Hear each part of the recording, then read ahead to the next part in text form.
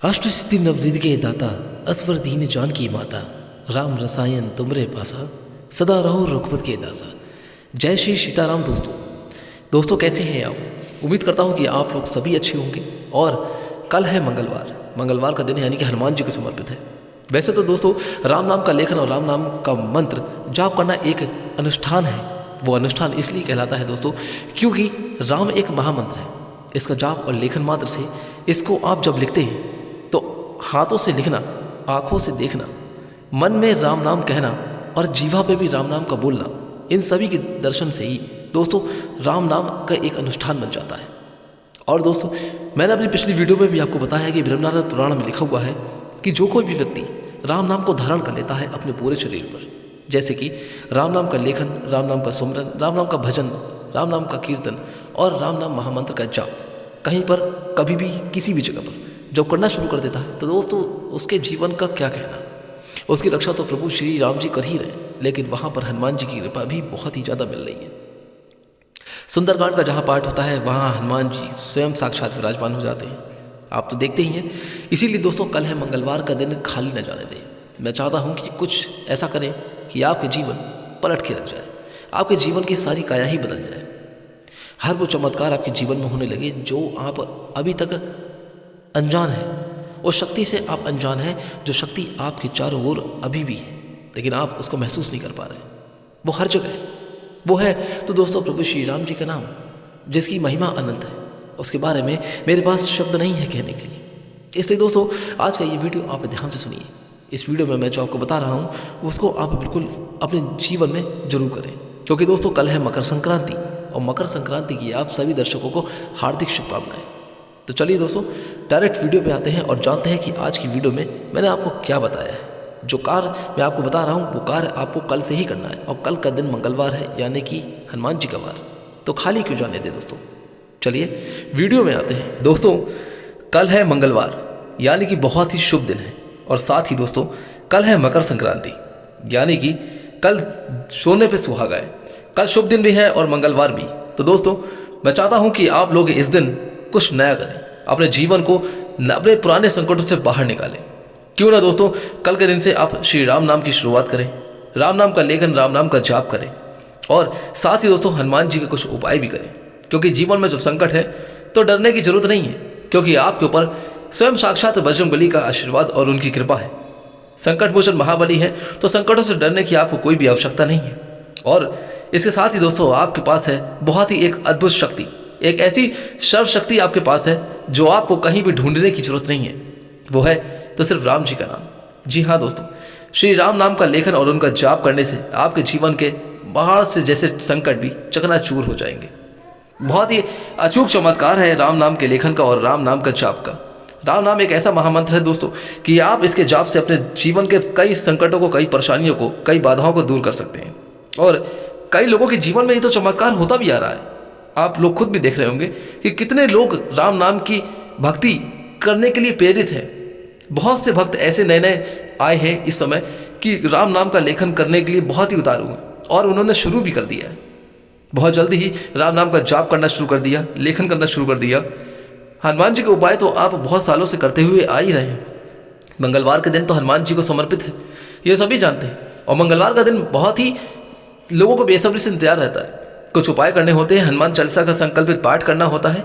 कुछ स्त्रियां बहुत ही ज़्यादा आतुर रहती हैं कि अब मंगलवार आएगा तो मैं उस दिन से हनुमान जी का 3 दिन का, 5 दिन, 7 दिन, 11 दिन, 21 दिन या फिर चालीसा भी रखूंगी, और ऐसा करती आ रही हैं।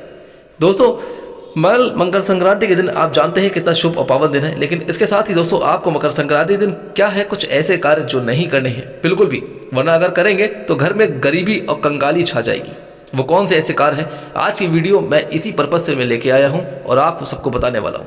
तो ध्यान से सुनिएगा दोस्तों, कहीं मत जाइएगा। ये वीडियो आपके लिए जानना बहुत जरूरी है, क्योंकि मकर संक्रांति हम सभी हिंदुओं का पावन धर्म है। इसीलिए दोस्तों आपसे अनुरोध करता हूं कि अगर अभी तक आपने इस वीडियो को लाइक नहीं किया तो एक बार वीडियो को लाइक करके जल्दी से चैनल को सब्सक्राइब कर दीजिए। और जो लोग चैनल पर नए हैं, इस वीडियो को देख रहे हैं, सुन रहे हैं, वो बेल आइकन को जरूर प्रेस कर दे, ताकि आने वाली अच्छी अच्छी वीडियो आप सबको सबसे पहले मिल सके। मेरे प्यारे दोस्तों, मकर संक्रांति का त्यौहार दोस्तों कल है, लेकिन आपको इस दिन कौन से ऐसे कार्य नहीं करने हैं, उन बातों को आप ध्यान से सुनिएगा। मकर संक्रांति हिंदू धर्म का एक प्रमुख ऐसा त्यौहार है दोस्तों जो अंग्रेजी कैलेंडर के अनुसार साल का पहला पर्व होता है। भारत के कई राज्यों में इसे अलग अलग नामों से मनाया जाता है, जाना जाता है, और दक्षिण भारत में इसे पोंगल के रूप से मनाते हैं। जी हाँ दोस्तों, इसे पोंगल कहते हैं दक्षिण भारत में। ज्योतिष शास्त्र की बात करें तो जब सूर्य धनु राशि से मकर राशि में प्रवेश करते हैं तब मकर संक्रांति का पर्व मनाया जाता है। इस वर्ष मकर संक्रांति मंगलवार 14 जनवरी 2025 को मनाई जाएगी और पंचांग के अनुसार दोस्तों इस दिन पुण्यकाल सुबह 9:03 से शाम 5:46 तक रहेगा, जिसकी अवधि 8 घंटे 42 मिनट होगी। महापुण्यकाल सुबह 9:03 से रात 10:48 तक रहेगा, जो 1 घंटा 45 मिनट तक रहने वाला है। इस दौरान दोस्तों स्नान, दान और धार्मिक कार्यों का विशेष महत्व माना जाता है। हम सभी करते हैं क्योंकि इससे भगवान सूर्य और शनिदेव का आशीर्वाद प्राप्त होता है, जिससे जीवन के कष्ट और परेशानियां भी दूर होती हैं। पौराणिक मान्यता के अनुसार दोस्तों मकर संक्रांति के दिन सूर्यदेव अपने पुत्र शनि से मिलने उनके घर जाते हैं। यह दिन सूर्यदेव को समर्पित है और इस दिन उनका पूजन विधि पूर्वक किया जाता है। हालांकि शास्त्रों में कुछ कार्यों का उल्लेख भी किया गया है जिन्हें मकर संक्रांति के दिन बिल्कुल भी नहीं करना चाहिए, क्योंकि इससे सूर्य और देव और शनिदेव दोनों ही नाराज हो जाते हैं और इनका परिणाम आपके जीवन में समस्याओं के रूप में उभर कर सामने आने लगता है, जिससे आप कई समय तक परेशान रहते हैं। घर में नकारात्मक ऊर्जा का वास हो जाता है और इसके साथ ही सुख संपत्ति का विघ्न पैदा हो जाता है, हनन भी होता है। तो दोस्तों इस वीडियो के माध्यम से मैं आपको बताऊंगा कि मकर संक्रांति पर कौन से ऐसे कार्य हैं जो आपको नहीं करने हैं। लेकिन दोस्तों उससे पहले अगर आप भी चाहते हैं कि भगवान सूर्यदेव का आशीर्वाद और आप पर बना रहे, परिवार पर बना रहे, तो दोस्तों मैंने पहले ही बताया कि एक बार वीडियो को लाइक कर हमारे चैनल को सब्सक्राइब बिल्कुल मत करिए, बिल्कुल करना ना भूलें। और दोस्तों साथ ही कमेंट बॉक्स में प्रेम से जय श्री राम के साथ साथ जय सूर्यदेव और जय शनिदेव जरूर लिखिएगा। दोस्तों मकर संक्रांति पर कौन से कार्य हैं, अब आप उनको ध्यान से सुनिए जो आपको नहीं करने हैं। नंबर 1, बासी और अशुद्ध भोजन। यहाँ पर बात कर रहा हूँ मैं बासी और अशुद्ध भोजन की। धार्मिक परंपराओं के अनुसार मकर संक्रांति के दिन दोस्तों ताजा और शुद्ध भोजन का सेवन अत्यधिक महत्वपूर्ण माना गया। यानी कि अगर आपकी फ्रिज में कोई बासी खाना रखा है तो उसे बिल्कुल भी ना रखें, उसे बाहर डाल दें। बासी और अशुद्ध भोजन का सेवन इस दिन पवित्रता को भंग कर देता है। कुछ लोग होते हैं जो फ्रिज में रखा हुआ खाना खा लेते हैं, लेकिन ना खाएं। मकर संक्रांति के दिन हमारे मन, शरीर और आत्मा को शुद्ध करने का अवसर प्रदान करता है दोस्तों, और बासी भोजन इस प्रक्रिया में बाधा डाल देता है। इसीलिए इस दिन शुद्ध और ताजा भोजन का सेवन ही करना चाहिए, जिससे मन और शरीर को शांति और शक्ति मिलती है और भगवान सूर्यदेव की विशेष कृपा मिलती है। तो आपसे अनुरोध करता हूँ कि अगर आपके फ्रिज में, आपके घर में कोई बासी खाना, रोटी रखी है तो उसे ना रखें। नंबर 2, सूर्यास्त के बाद भोजन। मकर संक्रांति के दिन सूर्यास्त के बाद भोजन करना निषेध माना जाता है। कहा जाता है कि सूर्यास्त के बाद भोजन करने से भगवान सूर्यदेव की कृपा प्राप्त नहीं होती और इससे जीवन में अशुभ परिणाम धीरे धीरे सामने आने लगते हैं। साथ ही घर में नकारात्मक ऊर्जा का वास हो जाता है, जिससे घर में अशांति का माहौल बन जाता है। नंबर 3, बिना स्नान के अन्न ग्रहण करना। कई बार ऐसा होता है कि जल्दबाजी में हम लोग बिना स्नान के अन्न ग्रहण कर लेते हैं, लेकिन ऐसा नहीं करना चाहिए, क्योंकि मकर संक्रांति के दिन बिना स्नान किए अन्न ग्रहण करना वर्ज्य माना जाता है, क्योंकि ऐसा करने से वो अन्न जहर के समान हो जाता है। जीवन में अन्न और जल का बहुत ही विशेष महत्व है। इसके अलावा मकर संक्रांति के दिन अन्न और जल को व्यर्थ करना और उसकी बर्बादी करना बहुत ही अशुभ परिणाम देता है। ऐसा बिल्कुल भी ना करें। ऐसा करने से भविष्य में भोजन के लिए कठिनाई हो सकती है। हो सकता है कि आपको दाने दाने के लिए मोहताज होना पड़े। इस दिन तिल और गुड़ जैसे खाद्य पदार्थों का दान करना बहुत ही पुण्यदायक माना जाता है, लेकिन इनका अपमान या फेंकना बहुत ही अशुभ। इस दिन आपको भोजन जल का सम्मान करना चाहिए और उन्हें जरूरतमंदों को दान करना चाहिए, क्योंकि यह सबसे बड़ा धर्म माना जाता है। तो हो सके तो आप कल के दिन तिल और गुड़ का दान अवश्य करें। नंबर 4, अंधकार में भोजन ना करें। मकर संक्रांति के दिन दोस्तों भगवान सूर्यदेव की उपासना का विशेष महत्व। सूर्यास्त के बाद भोजन करने से बचें, क्योंकि यह पाचन क्रिया और आध्यात्मिक ऊर्जा पर नकारात्मक प्रभाव डालता है। इस दिन सूर्योदय के बाद स्नान करके और सूर्यदेव की पूजा करके ही भोजन को ग्रहण करना चाहिए। सूर्यास्त के बाद भोजन से इस दिन की धार्मिक भावना प्रभावित हो सकती है, इसलिए सूर्यास्त के बाद हो सके तो भोजन बिल्कुल भी ना करें। नंबर 5, तेल का दान। मकर संक्रांति के दिन तेल का दान नहीं करना चाहिए, क्योंकि ना तो किसी से लेना चाहिए और ना ही किसी को देना चाहिए। माना जाता है कि इस दिन तेल का दान करने से स्वास्थ्य संबंधी समस्याओं का सामना करना पड़ जाता है, इसीलिए आपका स्वास्थ्य खराब हो सकता है। इस दिन तेल का दान करने से बचें, क्योंकि इससे अशुभ परिणाम ही मिलते हैं। नंबर 6, गरीबों को ना सताएं। मकर संक्रांति के दिन गरीबों को दान देने से आपकी सभी मनोकामनाएं पूरी होती हैं, उनका आशीर्वाद भी मिलता है, क्योंकि दुआ इंसान के लिए बहुत जरूरी है। किसी की भी दुआ आपके लिए रंग ला सकती है, इसलिए इस दिन भूलकर भी किसी गरीब या जरूरतमंद का अपमान ना करें, उन्हें ना सताएं, क्योंकि ऐसा करने से आपके जीवन में नकारात्मक प्रभाव तो पड़ता ही है, साथ में बद्दुआ भी मिलती है। इस दिन विशेष रूप से अपनी वाणी पर कंट्रोल रखें ताकि कोई अपशब्द या अपमानित शब्द किसी के लिए ना निकालें। नंबर 7, बिना कुछ दिए वापस ना भेजें। मकर संक्रांति के दिन अगर कोई गरीब ब्राह्मण या असहाय व्यक्ति अगर आपके दरवाजे की चौखट पर आ जाता है और आपको आवाज़ लगाता है तो उसे बिना कुछ दान किए वापस न जाना चाहिए। ऐसा करने से आप पाप के भागी बन सकते हैं और आपको जीवन में अशुभ परिणाम ही झेलने पड़ेंगे। इसके अलावा आपको भगवान सूर्यदेव और भगवान शनिदेव के प्रतिकूल प्रभावों का सामना भी करना पड़ सकता है। इस दिन किसी भी गरीब और जरूरतमंद को श्रद्धापूर्वक कुछ न कुछ जरूर दान करें। यदि आपके घर की चौखट पर खड़ा है तो उसे खाली हाथ बिल्कुल भी ना भेजें, क्योंकि कभी कभार ऐसा भी हो जाता है कि भगवान आपकी परीक्षा भी ले सकते हैं। नंबर 8, लोहे की वस्तुएं बिल्कुल ना खरीदें। मकर संक्रांति के दिन लोहे की चीज़ों को खरीदना अशुभ माना जाता है, क्योंकि लोहे का संबंध भगवान शनिदेव से और कल शनि भगवान का भी दिन है। इस दिन लोहे की चीज़ों खरीदने से नकारात्मक ऊर्जा का संचार हो सकता है और शनिदेव बढ़ सकता है। यदि लोहे की वस्तुएं दान की जाएं तो इससे शनिदेव प्रसन्न होते हैं और जीवन में संकट दूर करते हैं। तो इसलिए कल भूल से भी आप तेल का दान ना करें, ना तेल लें और ना ही कोई लोहे की चीज़ लें। नंबर 9, अशुद्ध वस्त्र न पहने। मकर संक्रांति के दिन पवित्रता और स्वच्छता का विशेष महत्व है। इस दिन गंदे या अशुद्ध वस्त्र पहनना अशुभ माना जाता है। धार्मिक ग्रंथों में कहा गया है कि स्नान करके स्वच्छ कपड़े पहनना हमारे शरीर और आत्मा को शुद्ध करता है। गंदे वस्त्र पहनने से नकारात्मकता ऊर्जा बढ़ती है। इस दिन सफेद या हल्के रंग के वस्त्र पहनने का विशेष महत्व है, क्योंकि ये शांति और पवित्रता का प्रतीक माना जाता है। नंबर 10, पेड़ों की कटाई। दोस्तों, मकर संक्रांति के दिन पेड़ों की कटाई भी नहीं करनी चाहिए। कुछ लोग होता है कि अपने घर में लगे हुए पेड़ों को काटने छाटने लगते हैं। मान्यता है कि ऐसा करने से जीवन में बाधाएं आती हैं। इसके अलावा मकर संक्रांति के दिन आपको इस बात का विशेष ध्यान रखना चाहिए कि तुलसी की पत्तियों को भूलकर भी ना तोड़ें।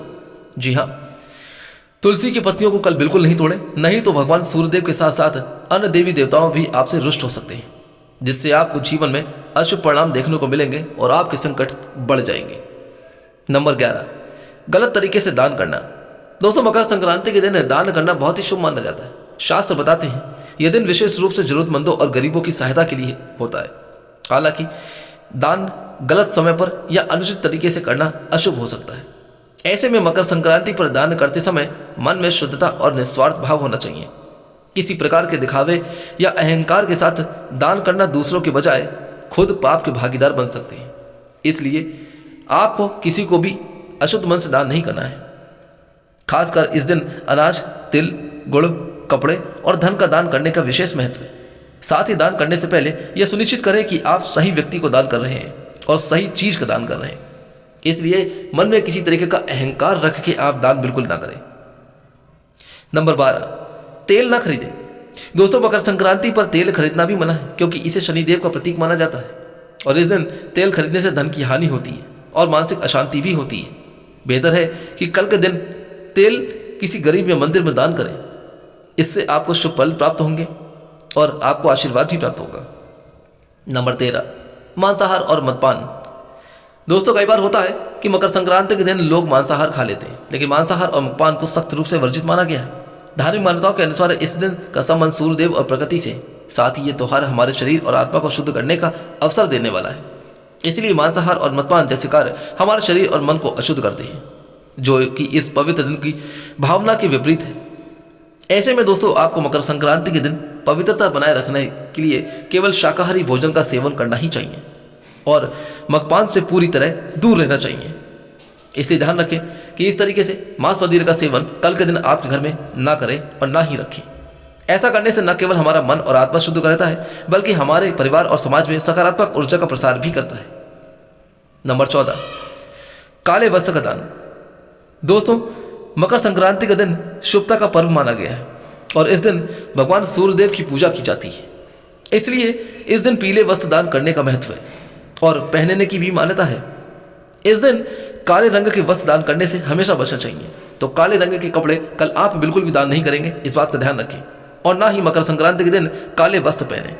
क्योंकि इन्हें नकारात्मक ऊर्जा का प्रतीक माना जाता है।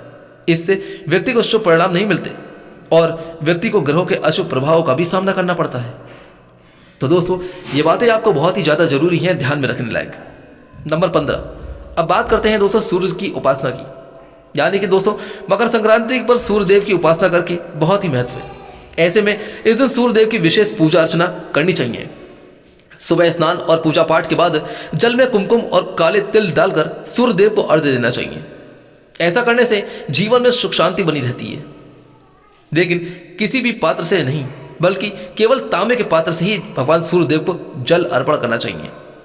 ऐसा करने से आपको जीवन में सुखद परिणाम देखने को मिलेंगे और आपके जो भी रुके हुए कार्य हैं वो सारे कार्य भगवान सूर्यदेव की आशीर्वाद और कृपा से बिना किसी अड़चन के सारे पूर्ण होने लगेंगे। तो दोस्तों ये वो ऐसे कार्य थे जो आपको भूल कर भी नहीं करने चाहिए और कुछ मैंने ऐसे काम बताए हैं जो आपको कल के दिन करना ही करना है। तो दोस्तों ये वीडियो कैसी लगी आप हमें जरूर बताइएगा। साथ ही दोस्तों मैं ये भी कहना चाहूँगा कि कल मंगलवार है और मंगलवार के दिन दोस्तों आप हनुमान चालीसा का पाठ जरूर करें। इससे आपको कृपा भी प्राप्त होगी। साथ ही आपके जीवन में चल रहे शनि का दोष अगर चल रहा है तो दोस्तों वो कल शांत भी हो जाएगा। क्योंकि दोस्तों कल मंगलवार का दिन है और आप हनुमान मंदिर में जाकर हनुमान जी महाराज की आराधना पूजा अर्चना करेंगे, विधि विधान से करेंगे। महिलाएं कल से कुछ ना कुछ संकल्प उठाने वाली हैं, ये मैं जानता ही हूँ क्योंकि आपके वीडियो में आपके कुछ मैसेज मेरे वीडियो में जो आए हैं उन्होंने बहुत ही अच्छे अच्छे मैसेज करे हैं। उसके लिए मैं आपको तहे दिल से धन्यवाद अदा करना चाहता हूँ। आप हमारी वीडियो में बने रहिएगा और भी ऐसी ज्ञानवर्धक बातें हैं और अच्छी अच्छी वीडियो है जो मैं आपके लिए लेकर आता रहूँगा। लेकिन दोस्तों साथ ही मैं आपसे लोगों से ये भी कहना चाहूँगा कि कल के दिन से यदि आप राम नाम का लेखन और राम नाम का जाप करना शुरू कर दें तो ये सोने पर सुहागा हो जाएगा और आपके जीवन के सारे संकट और परेशानियाँ बहुत ही जल्दी दूर होने लगेंगे। तो उम्मीद करता हूँ दोस्तों कि मेरे द्वारा दी गई जानकारी आपको जरूर पसंद आई होगी। अगर वीडियो अच्छी लगी हो जाने से पहले एक बार अनुरोध करता हूँ कि वीडियो को लाइक करके शेयर जरूर करिएगा और वीडियो को लाइक करके चैनल को सब्सक्राइब जरूर करें।